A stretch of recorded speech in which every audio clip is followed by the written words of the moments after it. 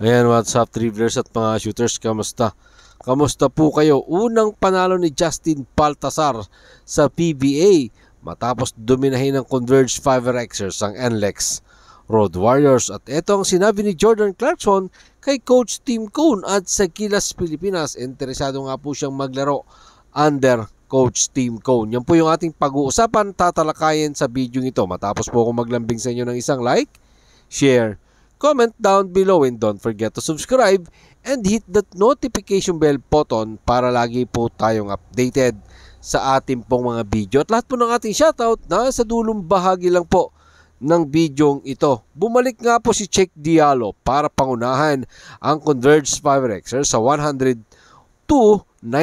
panalo kontra sa NLEX Road Warriors sa pagpapatuloy ng 49th season ng PBA Commissioner's Cup dyan sa loob ng Ninoy Aquino Stadium. Isang monster performance ang ginawa ng Converge 5Xers Import matapos nga po siyang magtala ng 37 big points, 18 monster rebound. Sapat yan para iangat ang kanilang kartada sa 3-2 win-loss record.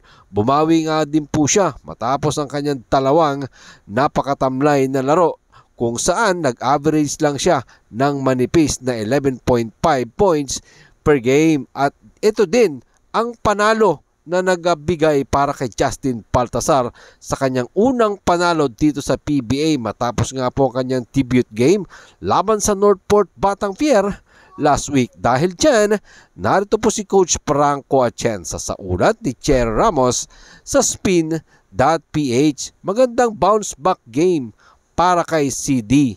Pinatunayan niya ang kanyang halaga dito mismo. Sinabi nga po yan ni Coach Franco Atienza sa 28 years old import na dati ding naglaro sa NBA na kahit nga daw po bumaba ang points production ng kanilang import ay hindi sila nag-aalala dahil alam daw po niya na isa itong mahusay na liga. Narito pong muli si Coach Franco Atienza sa ulat pa din po yan ni Cherry Ramos sa spin.ph.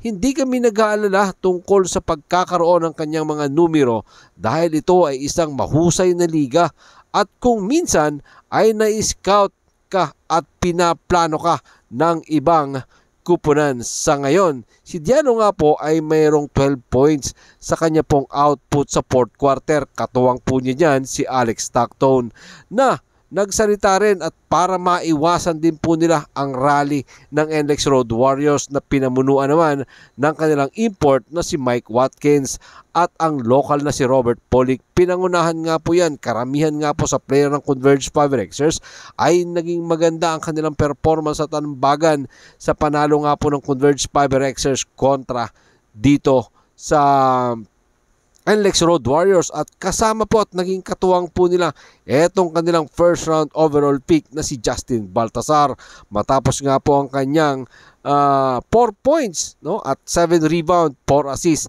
Sa mga nagtatanong bakit ganito nga lang ba naging performance neto pong si Justin Baltasar, ang kanilang pong first round overall pick, nababahala nga ba si Coach Franco Atienza dahil sa hindi nga po magawa ni Balti kung ano ang inaasahan sa kanya ng Converge 5Xers. Narito pong muli si Coach Franco Atienza sa ulat pa din po yan ni Cherry Ramos sa spin.ph. If you look at the stats, medyo sasabihin ninyo it's not good. Pero palagi naming tinitingnan ito. Isang bigger picture. Sa ngayon ay wala siya sa karaniwang statistika na nakukuha niya mula sa kanyang nakaraang kupunan. But overall, napakaganda ng presence niya sa loob ng court. Well, sa laki ni Justin Baltasar, talagang mapapakinabangan talaga siya ng kupunan, most especially inside the paint. Siyempre, madaming nakaabang or nakatingin dito kay Justin Baltasar kung ano nga ba ang magiging performance niya back-to-back. MPBL MVP yata itong si Justin Baltasar. Kaya naman, pag nakuha na ito ang kanyang rhythm, yung kanyang laro dito sa Converge 5Xers, medyo siguro maraming mapapahirapan ang isang Justin Baltasar. Eto, pag-usapan naman po natin sa unang pagkakataon mula po na magsimula ang FIBA noong pong 1950. Ito na yata ang una na gaganapin po dito sa isang Arab country.